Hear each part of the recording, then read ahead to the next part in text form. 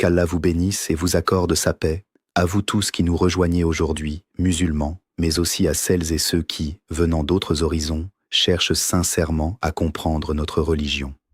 La question qui m'a été posée aujourd'hui est une question extrêmement importante, une question que beaucoup de couples musulmans se posent en silence, parfois par pudeur, parfois par crainte de mal faire, et cette question est la suivante. Est-il permis, en islam, d'utiliser un préservatif dans le cadre de la relation conjugale?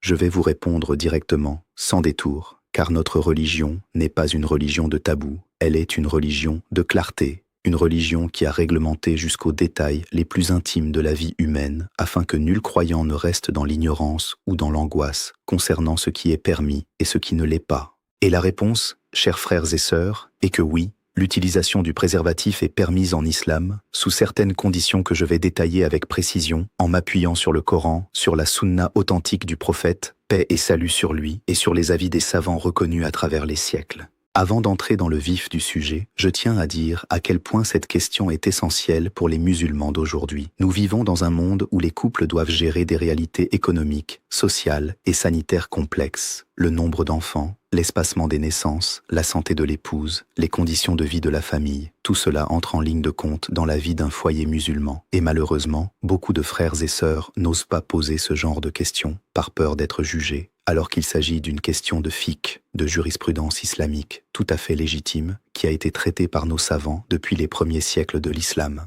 Le principe fondamental que je veux que vous reteniez dès le début est celui-ci. En islam, l'origine de toute chose dans les affaires de ce bas monde est la permission, sauf preuve contraire. Ce principe, connu sous le nom d'al-ibaha al-asliya, signifie que tant qu'un texte clair du Coran ou de la Sunna n'interdit pas une chose, celle-ci demeure permise. Et concernant la contraception, aucun texte ne l'interdit de manière absolue, comme nous allons le voir dans quelques instants à travers les preuves scripturaires. Avant de poursuivre, je voudrais vous demander une chose simple mais essentielle. Si cette chaîne vous aide à mieux comprendre votre religion, à dissiper vos doutes, à répondre à vos questions les plus intimes avec la lumière du Coran et de la Sunna, alors abonnez-vous dès maintenant, activez la cloche de notification, mettez un like à cette vidéo et surtout, partagez-la avec vos proches, vos amis, votre famille, car transmettre la science, mes frères et sœurs, est en soi une immense aumône. Le prophète, paix et salut sur lui, a dit que celui qui guide vers le bien a la même récompense que celui qui l'accomplit. Alors, en partageant cette vidéo, vous participez à la diffusion de la connaissance islamique authentique et vous en récolterez la récompense, Inch'Allah, jusqu'au jour du jugement. Entrons maintenant dans le développement de cette question à travers les preuves islamiques.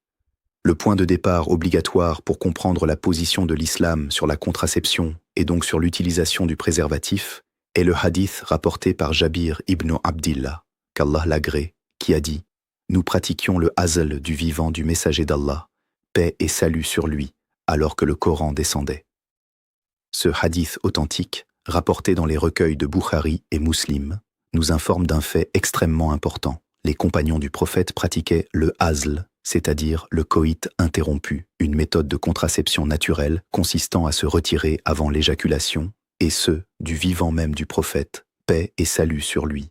Or, si cette pratique avait été interdite, la révélation coranique, qui continuait de descendre à cette époque, aurait certainement mentionné son interdiction. Le silence du Coran sur cette pratique, alors même qu'elle était connue et répandue parmi les compagnons, constitue une preuve solide de sa permissibilité.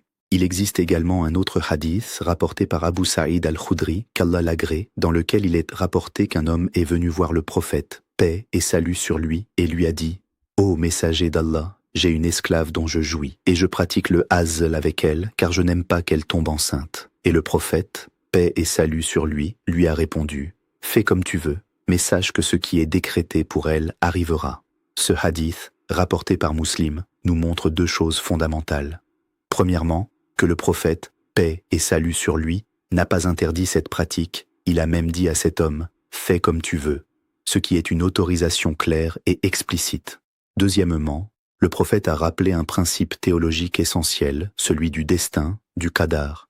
Quoi que l'être humain fasse pour éviter une grossesse, si Allah a décrété qu'un enfant doit naître, il naîtra. Cela nous enseigne que la contraception n'est jamais une garantie absolue, elle est un moyen humain, mais la volonté d'Allah demeure au-dessus de toute planification humaine. Maintenant, mes frères et sœurs, certains d'entre vous se demandent peut-être quel est le rapport entre le hazl, le coït interrompu pratiqué à l'époque du prophète et l'utilisation moderne du préservatif.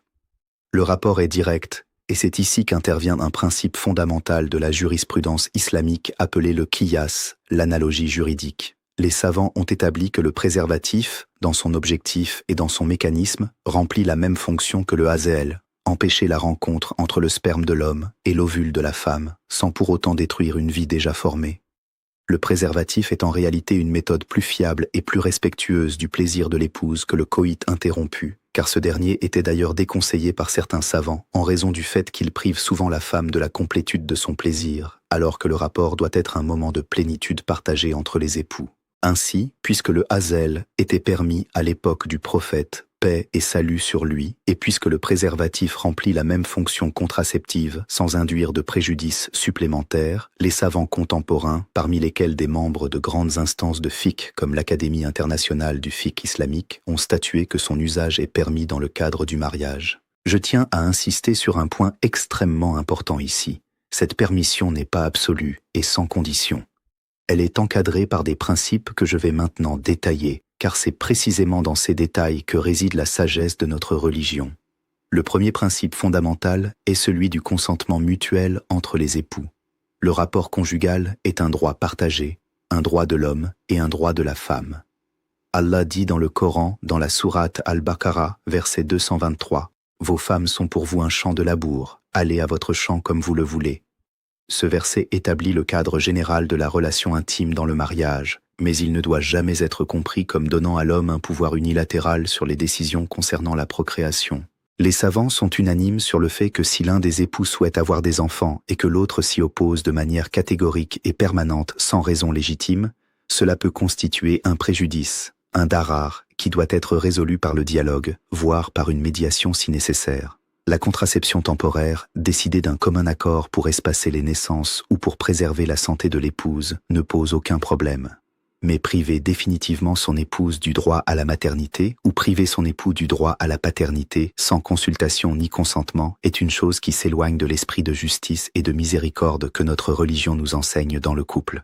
Le deuxième principe est celui de l'intention, la niya. Pourquoi un couple souhaite-t-il utiliser un préservatif ou toute autre méthode contraceptive ?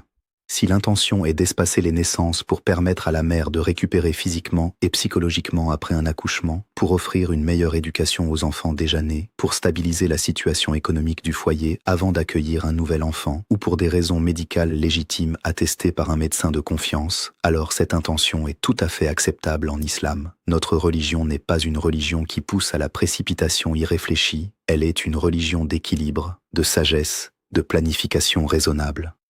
Le prophète, paix et salut sur lui, a lui-même enseigné la modération dans toute chose. En revanche, si l'intention derrière l'utilisation prolongée et systématique de la contraception est de refuser catégoriquement la descendance par pur égoïsme, par crainte injustifiée des responsabilités familiales, ou par un désir de vivre une vie centrée uniquement sur le plaisir matériel sans aucune considération pour la continuité de la famille et de la communauté musulmane, alors cette intention s'éloigne des objectifs supérieurs de la charia, car l'un des objectifs du mariage en islam est précisément la procréation et la préservation de la lignée humaine. Permettez-moi de développer davantage ce point à travers un exemple concret, car je sais que beaucoup d'entre vous vivent des situations similaires. Imaginez une jeune femme qui vient d'accoucher de son deuxième enfant en l'espace de 18 mois. Son corps est épuisé, elle souffre encore des séquelles de sa dernière grossesse, elle allaite son nouveau-né jour et nuit, et elle a également la charge de son premier enfant qui n'a pas encore 2 ans. Dans une telle situation, il est tout à fait légitime, et même recommandé, que le couple utilise une méthode contraceptive, comme le préservatif, pendant une période donnée, afin de permettre à cette mère de retrouver ses forces, de mieux s'occuper de ses enfants et de préparer son corps et son esprit pour une éventuelle prochaine grossesse dans de meilleures conditions. Ceci s'inscrit parfaitement dans l'esprit de la charia, qui nous enseigne à travers la règle fondamentale la darar ou la dirar, c'est-à-dire qu'il ne doit y avoir ni préjudice ni réciprocité de préjudice. Priver cette femme de repos et l'exposer à des grossesses rapprochées sans son consentement, alors que sa santé en pâtit, constitue un préjudice que l'islam cherche justement à éviter. Un autre exemple, un jeune couple, récemment marié, tous deux encore étudiants, sans emploi stable, sans logement propre, vivant encore chez leurs parents respectifs.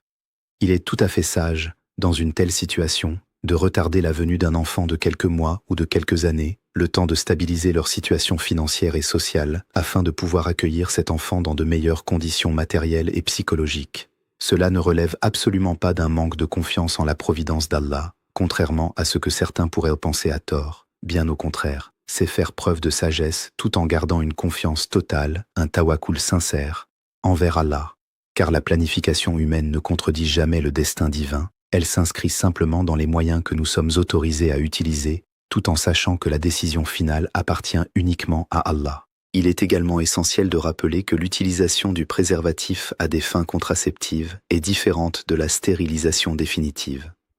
La stérilisation permanente, qu'elle soit masculine ou féminine, sans raison médicale impérieuse, mettant en danger la vie de la personne, est généralement considérée par la majorité des savants comme non permise, car elle constitue une modification irréversible de la création d'Allah, une fermeture définitive de la porte de la procréation, ce qui est bien plus grave qu'une contraception temporaire et réversible comme le préservatif. Le prophète, paix et salut sur lui, nous a d'ailleurs encouragés à la procréation en disant « Mariez-vous et procréez, car je me vanterai de votre nombre auprès des autres nations au jour de la résurrection. » Ce hadith, rapporté par Ahmad et authentifié par plusieurs savants, montre clairement que la multiplication de la communauté musulmane est un objectif encouragé par notre religion. Mais cet encouragement général n'empêche pas la planification temporaire et raisonnée au sein du couple, tant que celle-ci reste dans les limites de la modération et ne devient pas un refus systématique et permanent de toute descendance. Je voudrais maintenant aborder un autre aspect fondamental de cette question, celui de la protection contre les maladies.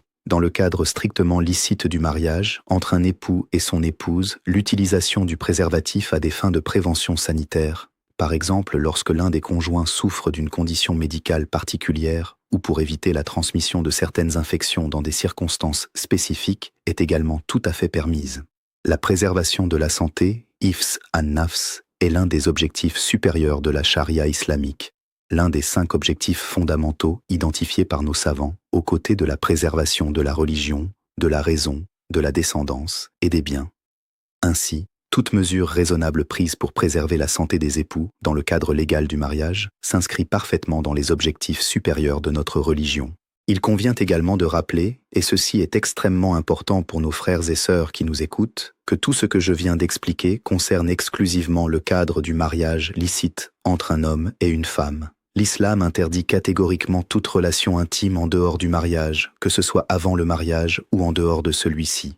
Le préservatif, dans un contexte de relation illicite, ne rend en aucun cas cette relation permise.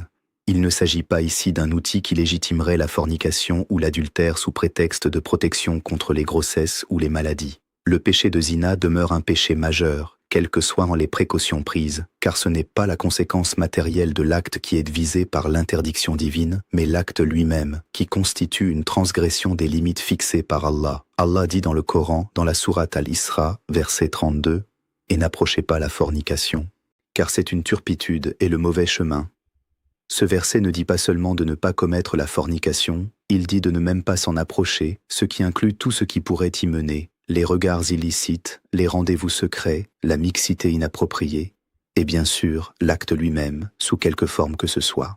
Revenons maintenant au cadre licite du mariage, car c'est là le sujet principal de notre discussion aujourd'hui. Je voudrais insister sur la beauté de notre religion à travers cette question. L'islam n'est pas une religion qui ignore la réalité humaine, qui ferme les yeux sur les besoins physiques, émotionnels et pratiques des couples. Bien au contraire, notre religion a traité ces questions avec une profondeur et une sagesse remarquables, il y a plus de 14 siècles, à une époque où d'autres civilisations n'osaient même pas aborder ces sujets. Les savants musulmans, dès les premiers siècles de l'islam, ont écrit des traités entiers sur les questions de contraception, de fertilité, de relations conjugales, avec un niveau de détail et de nuances qui témoignent de la richesse extraordinaire de notre patrimoine juridique et scientifique. Des savants comme l'imam Al-Ghazali, dans son ouvrage Ihya Ulum ad-Din, ont longuement discuté des raisons légitimes de recourir au azl, mentionnant par exemple la préservation de la beauté de l'épouse, la crainte pour sa santé ou encore les difficultés financières du foyer.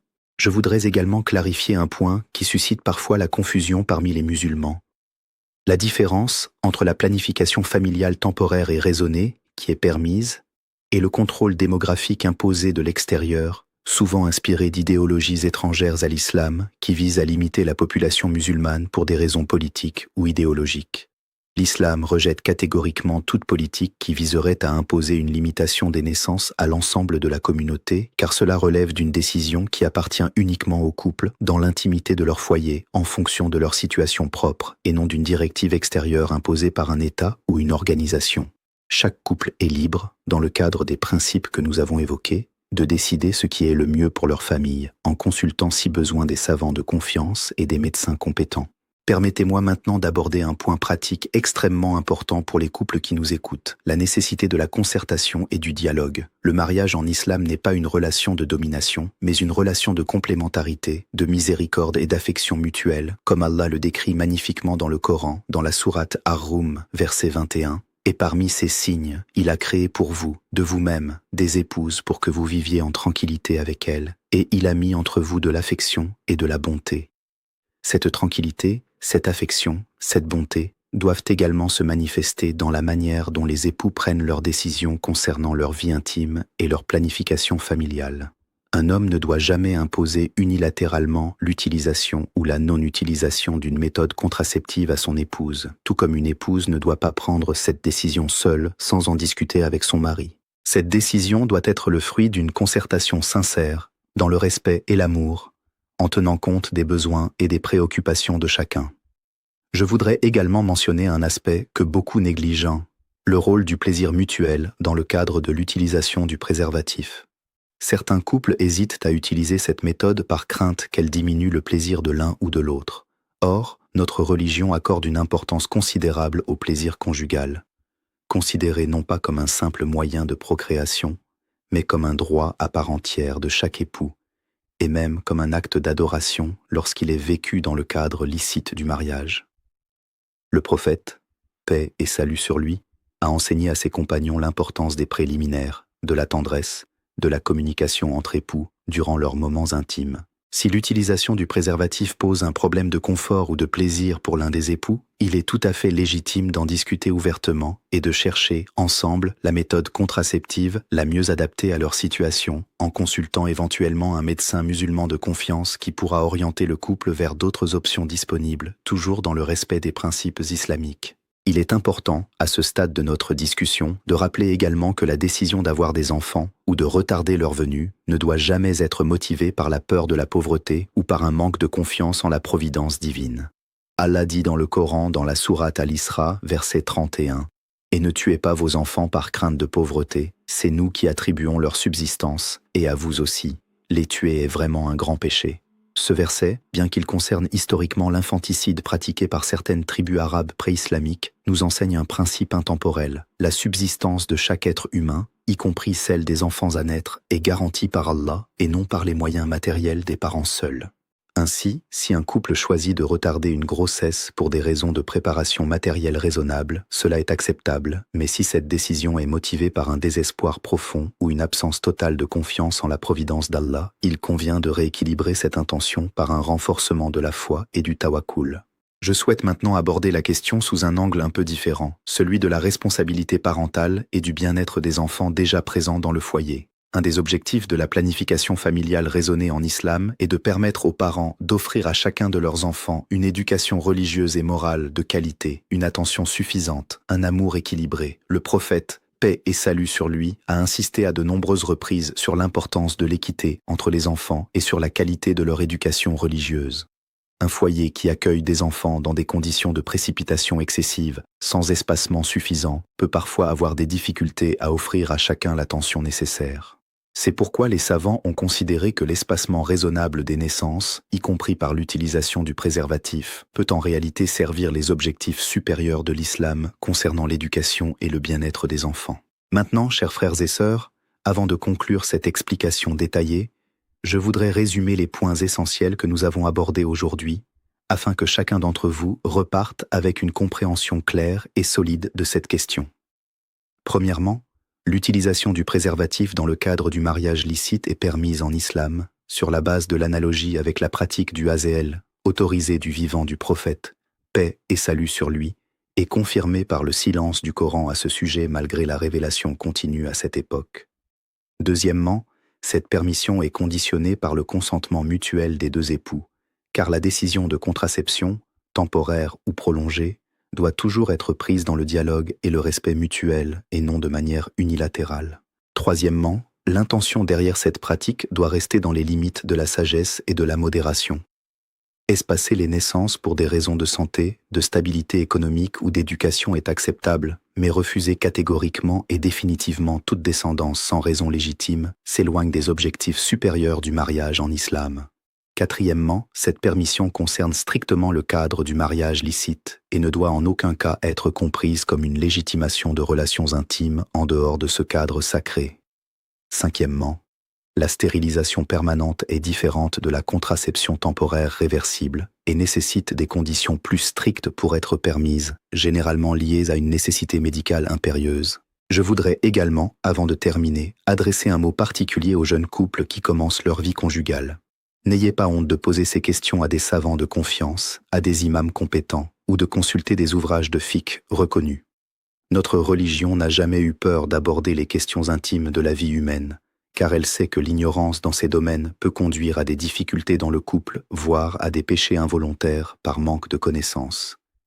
Cherchez la science religieuse avec sérieux, entourez-vous de personnes de confiance, et n'hésitez jamais à demander conseil lorsque vous avez un doute sur une question qui touche à votre vie intime et familiale. Je voudrais également rappeler à toute la communauté qui nous écoute, musulmans comme non-musulmans, que la beauté de l'islam réside précisément dans cet équilibre remarquable entre la spiritualité et le réalisme pratique. Notre religion ne nous demande pas de vivre dans le déni de nos réalités humaines, économiques et sociales, mais elle nous invite à naviguer ces réalités avec sagesse, dans le cadre des limites fixées par Allah, sans jamais perdre de vue notre objectif final, plaire à Allah et le rencontrer avec un cœur saint, un cœur rempli de foi, d'obéissance et de reconnaissance. En guise de conclusion, je voudrais vous rappeler que chaque décision que nous prenons dans notre vie, y compris les décisions les plus intimes concernant notre couple et notre famille, doit être guidée par la crainte révérentielle d'Allah, la taqwa, et par la recherche constante de son agrément. La contraception, y compris l'utilisation du préservatif, n'est pas un sujet tabou en islam, elle est un sujet de fiqh, traité avec sagesse et nuance par nos savants à travers les siècles. Utilisez les moyens permis avec une intention saine, dans le respect mutuel entre époux, en gardant toujours à l'esprit que la subsistance et le destin de chaque être humain, né ou à naître, appartiennent à Allah seul. Ayez confiance en sa sagesse, planifiez avec raison, mais ne perdez jamais votre tawakkul, votre confiance totale et sincère, en celui qui pourvoit à toutes choses. Je demande à Allah de bénir vos foyers, de bénir vos couples, de vous accorder une descendance pieuse qui sera pour vous une source de bien dans cette vie et dans l'au-delà, et de vous guider vers ce qui est le meilleur pour vous, dans votre religion comme dans votre vie de ce bas monde. Avant de nous quitter, je vous rappelle une dernière fois, abonnez-vous à cette chaîne pour ne manquer aucune de nos prochaines vidéos consacrées à l'enseignement authentique de l'islam. Mettez un like à cette vidéo si elle vous a été bénéfique. Partagez-la autour de vous afin que d'autres frères et sœurs puissent également en bénéficier. Et surtout, écrivez « Allah Akbar » dans les commentaires en signe de reconnaissance envers Allah pour la lumière de sa guidance. Qu'Allah vous préserve, qu'Allah bénisse vos familles et que la paix, la miséricorde et les bénédictions d'Allah soient sur vous tous.